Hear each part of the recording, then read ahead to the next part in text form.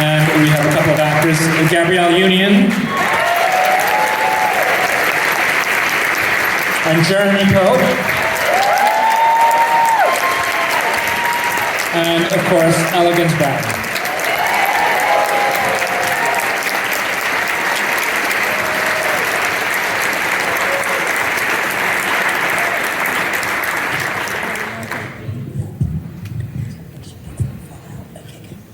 Thank you to all of you for the film and for being with us tonight.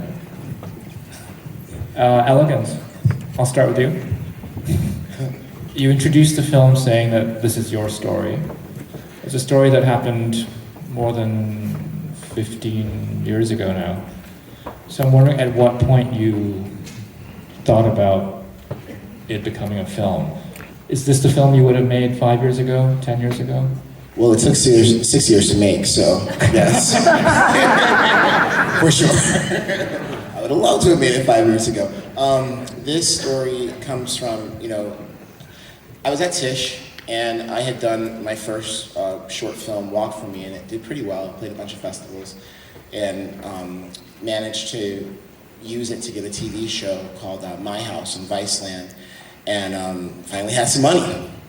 For once, and I was like, okay, let me sit down and write some scripts, and I wrote the feature version of Walk For Me, and I wrote this film, and then Chester, my love, was like, you need to do the inspection.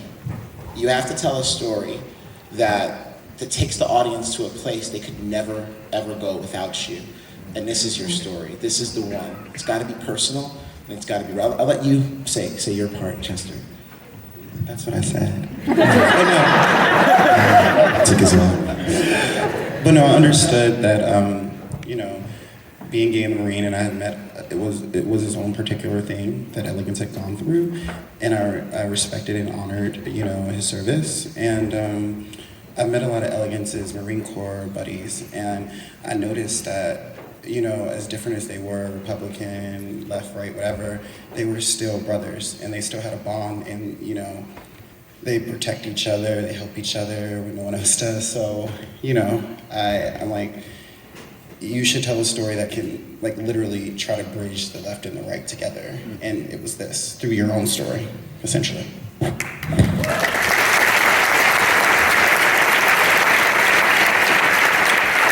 Elegance, can you say a bit more about just the process of writing it? Just, being your story and based on your experience in this, wanting to capture a certain truth and authenticity, but also needing distance and really creating a fiction out of it. Like, there seems to be a bit of a tension there, and can you talk about navigating that process? Sure. I mean, the people on this stage at various points in time in the process helped me figure out that this wasn't about recreating my memories. It wasn't like remembering what happened and just putting a scene together and filming it. This is about what have you learned and what is the core of the humanity of these characters. Where did they come from? I know, Gabby, we had many conversations about, okay, I'm not your mom, bro. I'm an actress, and those conversations were really fruitful. And I think in terms of the writing itself, it was tough because, I always tell people this movie is 100% autobiographical when it comes to the desires, motivations, and fears of French, even if the circumstances aren't necessarily things that I have been through personally, So but when it comes to French and his mother, literally every word, every interaction that comes between them is something that I've experienced with my mom. So trying to figure out that balance of this was really said, for instance, the Jarhead scene, that happened. Right? I was in boot camp in the Christmas, and they played Jarhead because they couldn't, torture us. And we watched Jarhead, and my drill instructor was like, "This movie's bullshit." And I was like, "Well, I liked it." So that's why, I put it in there. So it's that balance between what actually happened and what could be resonant to an audience versus what happened and how it affected me, and just learning the difference between this isn't necessarily a therapy session. This is a work of art, and these folks really, really held me accountable in that process, and I'm just forever grateful.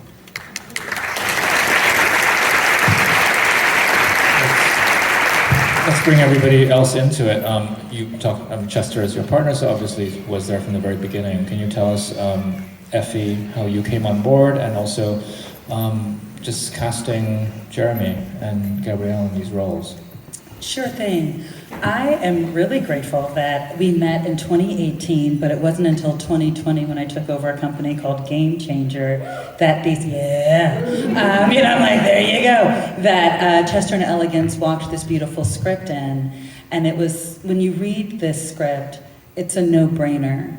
You know, it's something that's really special. It was authentic. You had these wonderful filmmakers that were going to help bring it to life. And we also, I just have to say, we had an amazing crew. And a lot of times they don't get thanked. Thank you, crew. If it You're out wasn't there. on their backs, we wouldn't be able to make this movie. And one wonderful crew person in particular is Kim Coleman. An amazing casting director. And that is what led us to Gabrielle and Jeremy. And one of the things that we were very, very clear on, and especially at Game Changer, you can't make something about us without us, is to make sure that we have the most authentic representation. So it was really important to have an out black queer person playing the role of Ellis. And then your experiences, I would love, I'm sure I'm not gonna take over producer. No, to talk about, I can't help myself, I'm sorry. To talk about your experience. It really sort of all came together really beautifully. And I think, and this is what the result is, and it looks like you guys liked it, so thank you.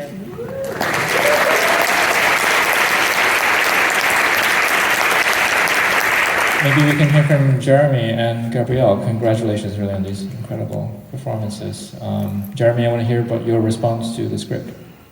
The script came to me through my agent, and I was lucky enough to hop on a Zoom pretty short after with Elegance. And he had such a light in his eyes, and to read something that felt so hard and sad at times, for him to be so optimistic, there was just something so beautiful about him. I wanted to protect him. I knew that by him telling his story and giving his truth to us in the way that he did, that it would come at a cost. Because once you give something away like this, you can't get it back. So you guys being here tonight, you're witnessing something that is, can be very vulnerable, because he's sharing and he's opening up himself. But I wanted to be that vessel. I wanted to be a part of that process. To be in a room directed, written by a black queer man is something I never experienced. So to be able to look across my collaborator and for me to know that he felt me and he understood me and I didn't have to over-explain myself, that it was a safe space to create and to heal. That's what I found on the other side of filming this project. So I'm just extremely grateful that you guys are here tonight. It means so much to be here. And I love you forever.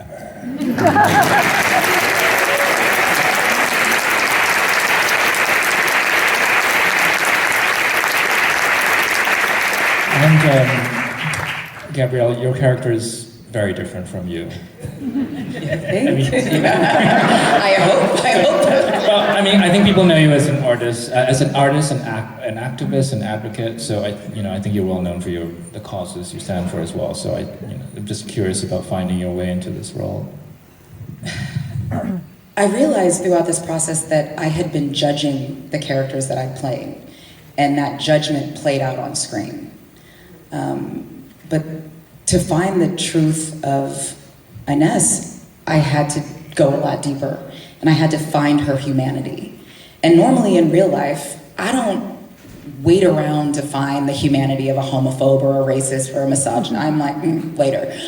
But as a parent of a queer child who does this work every day, who watches my child and young and older kids like her want those connections, want to be seen, want to be loved fully and without condition, I realized I have to go deeper, not just as a mother, not just as an advocate, but as an actor, to find that common ground and that my character's humanity.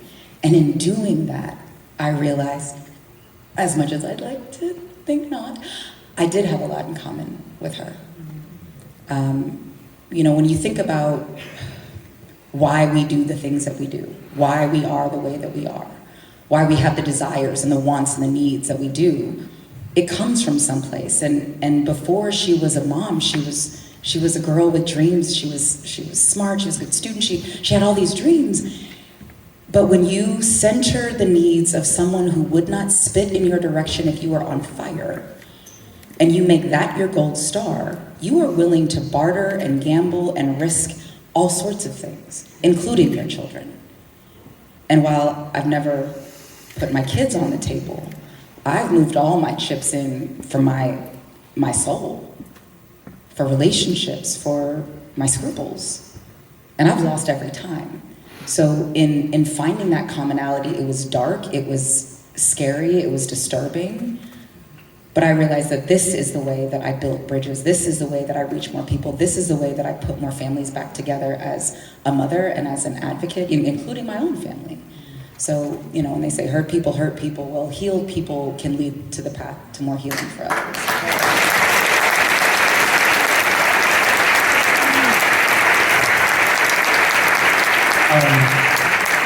I'll just ask Elegance one more question, then maybe we can take a couple from the audience. Elegance, this idea of a first film where you're telling your story, but there's also this idea of, all the influences you've absorbed. I know you're somebody who's really steeped in cinema and photography and thought a lot about it. So can you tell us a little bit about the thinking behind? Well, first I want to give a shout out to Lachlan Milne, the cinematographer of the inspection.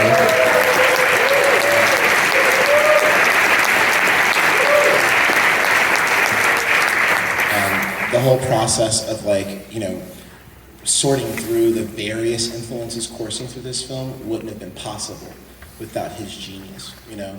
That being said, I also have to give credit where credit is due to my beautiful life partner, Chester. Chester really made it a point for us to consume images of William Eggleston, particularly his Clouds book, right? Because we filmed everything pretty much in the same location.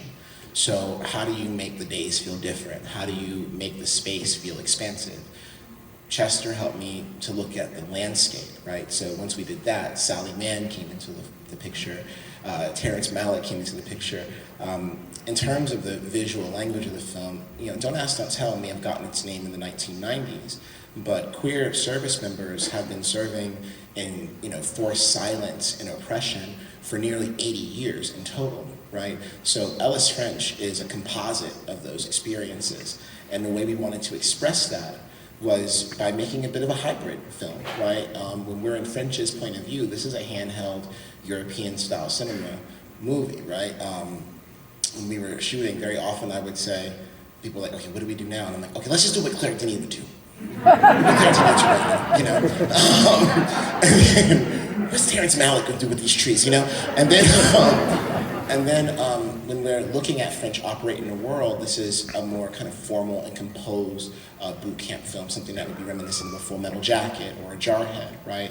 And the idea is to create a visual language that would suggest the shaky ground that queer troops have stood on during that 80 years of, homophobic treatment within the armed services. What does it feel like? So that subjective, intimate, handheld camera work when we're with French. But then when we see him in the world, we see that same person that we emote with, that we feel with, trying to fit into these various kind of masculinity boxes that are rarely any of us really fit into. I think we can take maybe one or two audience questions.